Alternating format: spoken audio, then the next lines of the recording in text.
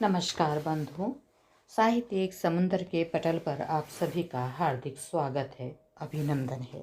आइए आज सुनते हैं भेंट स्वरूप प्राप्त एक फैसला मेरे हाथ पुस्तक से एक कहानी, सेकेंड मॉम। सुनैना एकाएक नींद से उठ बैठी। वह छाया थी। छाया छाया सपने में हूबहू उसके सामने थी। गले में लटका मेडल पकड़कर कह रही थी, सेकेंड मॉम, देखो मैंने अपना वादा पूरा किया। सुनैना के होठों पर स्मित मुस्कान फैल गई।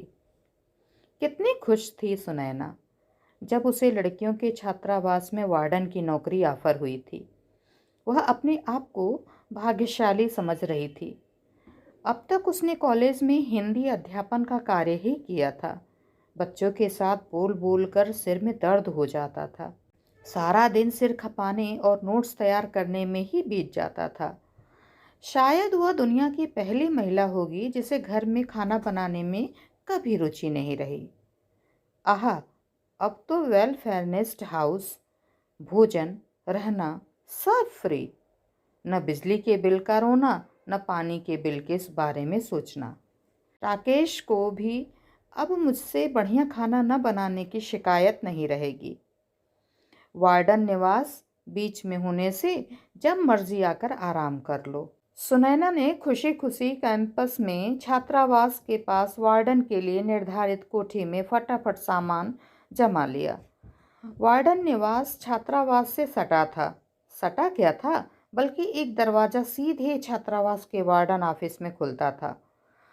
सुनैना को लड़कियों से बातें करना, उनकी समस्याएं सुनना अच्छा लगता था।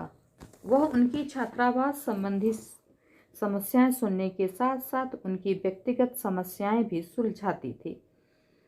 वह सब लड़कियों से इतनी आत्मीयता रखती थी कि कई लड़कियां तो उसे सेकेंड मॉम कहकर बुलाती थीं। बुलाती क्या थीं, वे सच में ही उसे अपनी सेकेंड मॉम समझती थीं। सुनैना स्वयं एक सुसंस्कारित परिवार की लड़की और बहू थी। वह दुनियादारी तथा ऊंच नीच समझती थी। कई बार तो लड़कियां नादानी में गलती कर बैठती थीं, तब वे अपने माँ बाप से कुछ न कहकर वार्डन से ही अपने मन की बात साझा करती थीं और वार्डन भी उन्हें समाधान के साथ साथ दिलासा देती थी। सुनैना कर्मठ और कर्तव्यनिष्ठ महिला थी।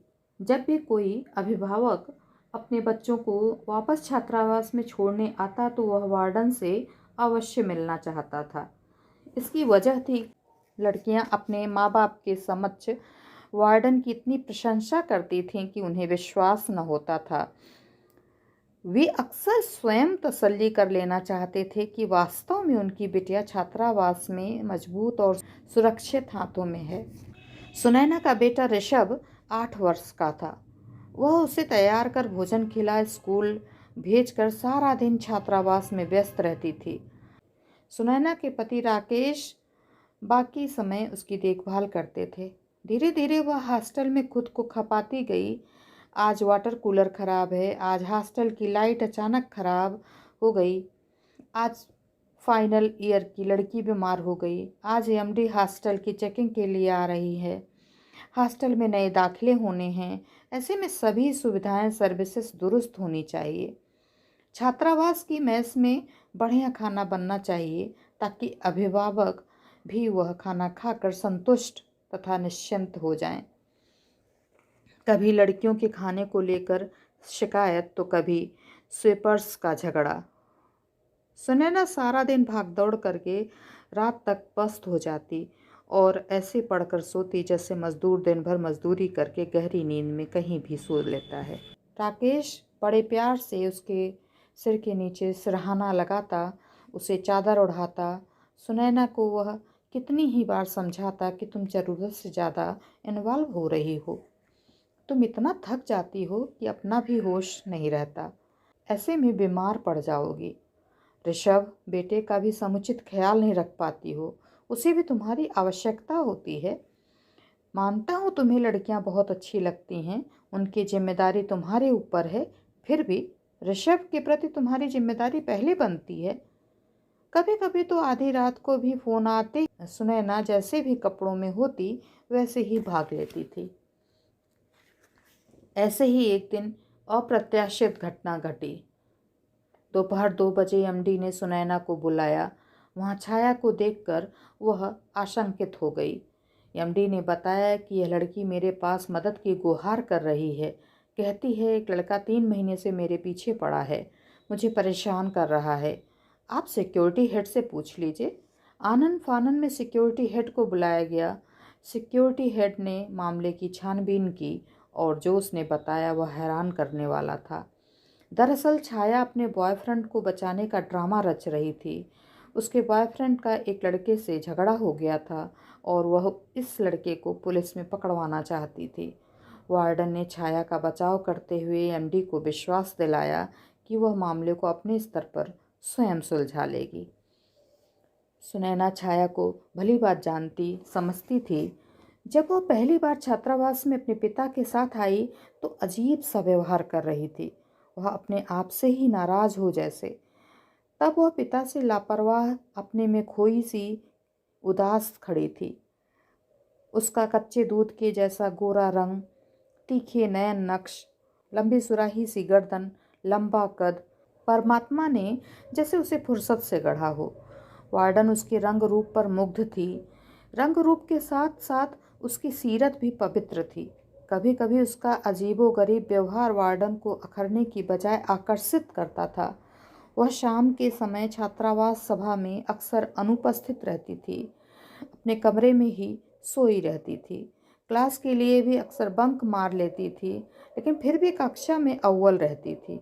वह बात बात पर अपने साथ देने वाली लड़कियों से झगड़ बैठती थी। कुछ दिनों तक सुनैना उसके हाव भाव एवं व्यवहार को परखती रही। वह जितना उसे जानने का प्रयास करती उतना ही उलझ कर रह जाती। एक दिन छाया सुनैना के पास गेट पास लेने आई। वार्डन ने बताया, तुम्हारे फार्म में तुम्हारे माता पिता की तरफ से गेट पास के लिए स्वीकृति पर हस्ताक्षर नहीं है।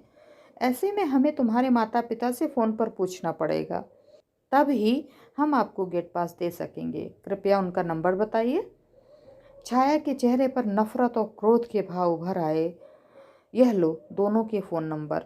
मेरी मम्मी को मेरा फ़ोन उठाने की इजाज़त नहीं है और पापा अपने बिजनेस में व्यस्त रहते हैं। लो मिलाओ फ़ोन।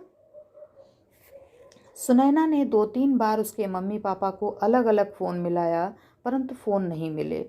नहीं मिला ना, और कभी मिलेगा भी नहीं। उनके पास मेरे लिए समय ही नहीं है। यह कहकर वह तेजी से मुड़ी। सुनैना को न जाने क्यों छाया पर तरस आ गया। उसे अपनी सहेली की याद हो आई, जो माता पिता की ज्यादतियों और लापरवाही की वजह से मानसिक संतुलन खो बैठी थी और हार कर एक दिन खुदकुशी कर बैठी थी। उसे लगा छाया भी अपने परिवार में उपेक्षित लड़की है।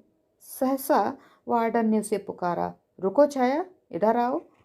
सुनैना ने उसका सिर पुचकारा और कहा, देखो छाया, मैं तुम्हें 3 घंटे के लिए अपनी जिम्मेदारी पर गेट पास दे रही हूँ। तुम समय पर वापस आना, समझ गई ना? उसके चेहरे पर एकदम बाल सुलभ मुस्कान तैर गई और वह लपक कर सुनैना के गले लग गई। एक दिन कॉमन रूम में बैठी छाया के उलझे हुए बाल देखकर सुनैना को ऐसा लगा जैसे कई दिनों से उसने बालों में कंघी ही नहीं किए थे। उसने अपने पर्स से कंघी निकाली और उसके बाल संवार कर 2 चोटियां बना दी। छाया ने भावावेश में आकर सुनैना के दोनों हाथ चूम लिए। उन दिनों होली उत्सव आने को था। अधिकांश लड़कियां हुड़दंग से बचने के लिए अपने अपने घर चली गईं। छाया छात्रावास की बाहरी सीढ़ियों पर घुटनों में सिर दिए उदास बैठी थी। वार्डन को सामने देख उसके सब्र का बांध टूट पड़ा। मेरे अपने होते हुए भी मैं इस दुनिया में बहुत अकेली हूँ सेकंड मॉम। ऐसा क्यों है तुम्हारे साथ? मेरे पापा बहुत शक्की मिजाज हैं। वे मुझे अपनी नाजायज़ संतान समझते हैं। नफरत करते हैं हम माँ बेटी से। ओह मेरे बच्चे, कहते हुए सुनैना ने उसे अपने अंक में भर लिया। एक शाम सुनैना केयर टेकर के साथ हॉस्टल असेंबली के समय रजिस्टर में हाजिरी ले रही थी। छाया का नाम बार बार पुकारने पर कोई प्रतिक्रिया न देखकर सुनैना का माथा ठनका। लड़कियों से पूछताछ करने पर कुछ पता न चला। मैंने छाया को सुबह कॉलेज जाते हुए देखा था, उसके साथ वाले रूम की लड़की ने बताया। शेष लड़कियों से कुछ भी पता न चला। कोई उसके बारे में कैसे बताता? वह किसी से दोस्ती न रखती थी। सिक्योरिटी गार्ड को बुलाकर पूछा गया कि उसने छात्रावास की किसी लड़की को मेन गेट से बाहर जाते हुए देखा है। उसने भी ना में गर्दन हिला दी। सुनैना के लिए यह पहला और गंभीर मामला था। वह किस्सा नमक मिर्च लगाकर एमडी तक पहुँचे या पूरे कैंपस में वायरल हो, इससे पूर्व उसने एमडी को इत्तला करना आवश्यक समझा। एमडी ने उसके माता पिता को इस बारे में फ़ोन पर व्हाट्सएप मैसेज किया। मैसेज पढ़कर उसके पिता बिफर गए। उन्होंने वार्डन को फ़ोन किया। हम तुम्हें इतनी भारी भरकम फीस किस लिए देते हैं? लड़की को संभालने की जिम्मेदारी तुम्हारी थी। आखिर वह हॉस्टल से भागी कैसे? सुनैना स्वयं को अपराधी समझ रही थी, परंतु वह भी क्या करे? सारा दिन तो वह लड़कियों की देखभाल नहीं कर सकती। छात्रावास से तो वह कॉलेज गई थी, अब कॉलेज से कहाँ गई? अगले दिन सिक्योरिटी गार्ड ने छाया को एक लड़की के साथ वापस आते देखा। वह सचेत था।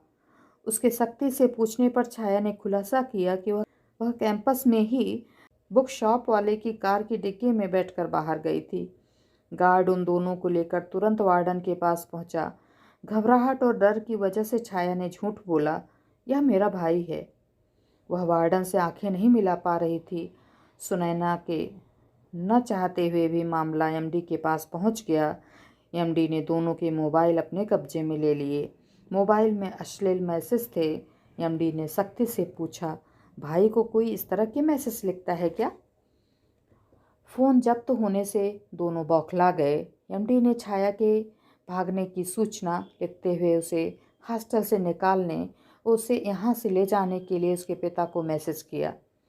आशा के विपरीत उसके पिता ने फ़ोन पर कहा, मैं इसे लेने नहीं आऊँगा और न ही घर आने दूँगा। एमडी सख्ते में आ गई। वह बोली, परंतु हम इसे किसी भी हालत में यहाँ नहीं रख सकते। आप इसे लेने नहीं आते हैं तो ठीक है, हम इसे सामान के साथ घर छुड़वा देते हैं। यदि यह घर आई तो मैं गोली मार दूंगा। बारूद की गंध में लिपटे शब्द छाया ने भी सुने थे। छाया को उनसे यही उम्मीद थी, परंतु उसके चेहरे पर कोई भाव न, जैसे वह अपने पिता के जवाब के बारे में पहले से ही जानती थी। सभी असमंजस में पड़ गए। सुनैना सब समझती और जानती थी। उसकी संवेदना के तंतु छाया से जुड़े थे।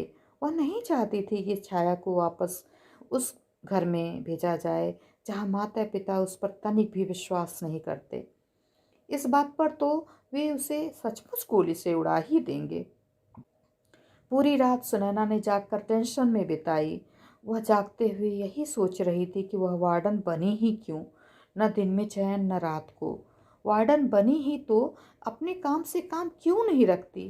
क्यों भावुकता के सागर में गोते लगाती है? छाया ने अपने रूम में खुदकुशी कर ली तो उसे अपनी सहेली का पंखे से लटकता सीन याद आ गया। उसका सारा बदन कांप उठा। उसने केयरटेकर को छाया के रूम में सोने तथा उसे एक पल भी अकेला न छोड़ने का आदेश दिया। सुबह उठते ही सुनैना एमडी के पास गई। छाया को लेकर खुदकुशी की आशंका के बारे में बताया। उसके प्रिंसिपल को भी बुलाया गया। प्रिंसिपल ने वार्डन पर बरसते हुए कहा, ऐसे तो सभी लड़कियों के बॉयफ्रेंड हैं, आप किस किस को हॉस्टल से निकालोगे मैडम? छाया एक मेधावी छात्रा है, उसके कैरियर का सवाल है। ठीक है प्रिंसिपल साहब, फिर आप जिम्मेदारी ले लें, हम इसे नहीं निकालते। जब इसके जन्मदाता यानी माँ बाप ने जिम्मेदारी लेने से मना कर दिया तो मैं कैसे लूँ? छात्रावास का माहौल खराब होता है। आज यह भागी है, कल को दूसरी, फिर तीसरी छात्रावास की बदनामी होगी। कौन अपनी लड़की को हॉस्टल में भेजेगा? सुनैना ने तनिक रोष में आकर कहा। सोच समझकर तय किया गया कि पुलिस में रिपोर्ट कर दी जाए। पत्र लिखकर एमडी, वार्डन और प्रिंसिपल ने हस्ताक्षर किए और थाने में एफआईआर दर्ज करा दी गई। अगले ही दिन लड़की की मां रोते हुए आई, वार्डन से माफ़ी मांगी। कृपया इसे हॉस्टल में रहने दें, आगे से ऐसा नहीं करेगी। जितना मर्जी फाइन लगा लें, इसका पिता इसे घर नहीं आने देगा। मुझे भी डंडे से पीट कर अधमरा कर देगा। अरे ऐसे कैसे? वह तुम्हें घर नहीं आने देगा। अगर तुम अपनी बच्ची की रक्षा नहीं कर सकती तो तुम्हें इसे जन्म देने का क्या हक है? और क्यों तुम अपने पति से दबकर रहती हो? उसकी गलत बातों का सामना क्यों नहीं करती हो? अपने हक के लिए क्यों नहीं लड़ सकती हो? यह बेचारी बच्ची क्यों सजा भुगत रही है? इसका क्या कसूर? छाया वार्डन के कंधे से सटी थी। हम इसे किसी भी हाल में हॉस्टल में नहीं रख सकते, भले ही आप इसे पीजी में ले कर रहें। हमें इससे कोई मतलब नहीं। एमडी ने अंतिम निर्णय सुनाया। हॉस्टल वापस आने के बाद से छाया एकदम खामोश हो गई थी। उसके चेहरे पर न तो अपने किए का कोई अफसोस था, न ही क्रोध था। सुनैना छाया को लेकर कुछ ज़्यादा ही भावुक हो रही थी। वह उसे हॉस्टल से नहीं भेजना चाहती थी। जैसे ही उसने छाया की आंखों में झांका, शांत ज्वालामुखी फूटा हो जैसे, वह अचानक फूट फूट कर रोने लगी और सुनैना के गले लग गई। मैं आपको कभी नहीं भूल पाऊंगी। आपसे मुझे जो अपनापन, संरक्षण भाव और प्रेम मिला है, वह कभी मुझे अपने परिवार से नहीं मिला। माम, आप कहती हैं ना कि मैं बहुत इंटेलिजेंट हूँ। मैं आपसे वादा करती हूँ कि मैं आपकी यह इच्छा अवश्य पूरी करूँगी। एक दिन गोल्ड मेडल प्राप्त कर आपसे अवश्य मिलूँगी। वही मेडल आपके गले में पहनाऊँगी।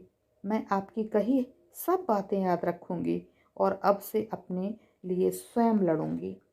2-3 दिन तक सुनैना छाया को लेकर कुंठित रही। वह अपने मन से छाया को किसी प्रकार निकाल ही नहीं पा रही थी। राकेश ने सुनैना को तनावग्रस्त देखकर अगले ही दिन वार्डन के पद से इस्तीफा देने के लिए कहा। कुछ समय के लिए कमजोर पड़ी सुनैना अचानक दृढ़ता से बोली, नहीं राकेश, न जाने कितनी छायाओं का भविष्य अधर में लटका है। उन्हें मेरी ज़रूरत पड़ सकती है। तो ये थी कहानी डॉक्टर शील कौशिक दीदी की लिखी हुई। आपको कैसी लगी हमें अवश्य ही बताइएगा। अभी के लिए विदा।